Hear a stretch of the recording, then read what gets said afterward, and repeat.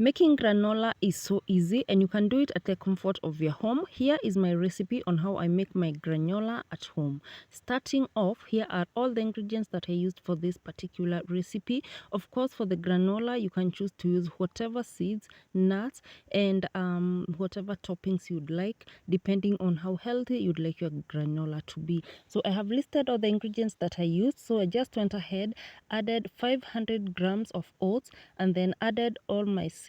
I used sunflower seeds, pumpkin seeds, chia seeds, flax seeds, roasted peanuts, and then I went ahead and mixed all that together. So I set aside the chocolate chips and the sultanas, the raisins, that is. You can also add sultanas if you've got them at hand, because I'm going to add those at the end once I finish roasting. I finish baking the granola. So I went ahead, used my hands at some point just to make sure that everything is incorporated nicely.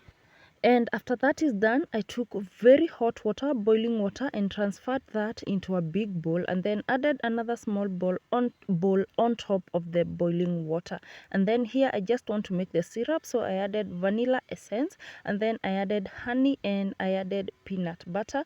I did not use any particular measurements for this, but be sure to use organic honey. Like you see, I used organic honey. It's the best, very good quality, and I got mine from Naivas. I'm sure you can get it from most supermarkets here in Kenya.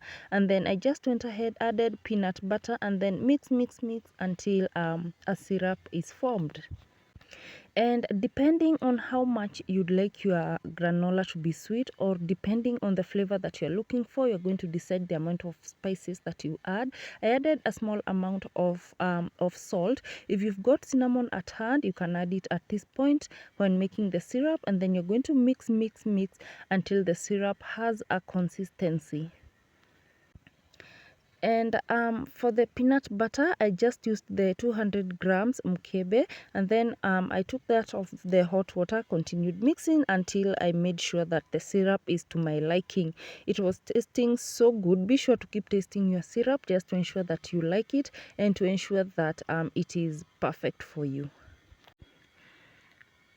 And guys, I was using just a simple mwiko. You can even use a fork, you can use a whisk, it gives the same results. Now go ahead and add your seeds mixture into the syrup like you see here, and the idea is to mix very well, ensure that all the grains are coated with the syrup. And like you can see, I have not discarded the hot water yet.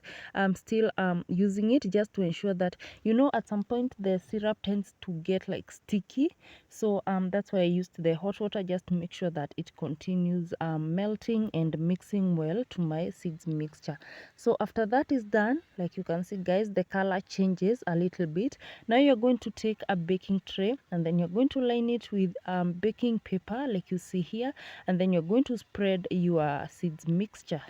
And at this point, I was already preheating my oven at 180 degrees, and just be sure to put it for 10 to 15 minutes, and then you're going to turn to the other side and bake for another 10 to 15 minutes, and your granola will be ready. So at this point, when the granola is ready, you can go ahead, add your sultanas, your chocolate chips, you can add any other favorite things that you like, and it will be ready. So delicious guys. This keeps well in the on the pantry. Just use an airtight container and it should be good. It is so easy to make like you see here, and I hope you give this recipe a try. Thank you so much for watching, and I'll see you on my next video. Bye bye.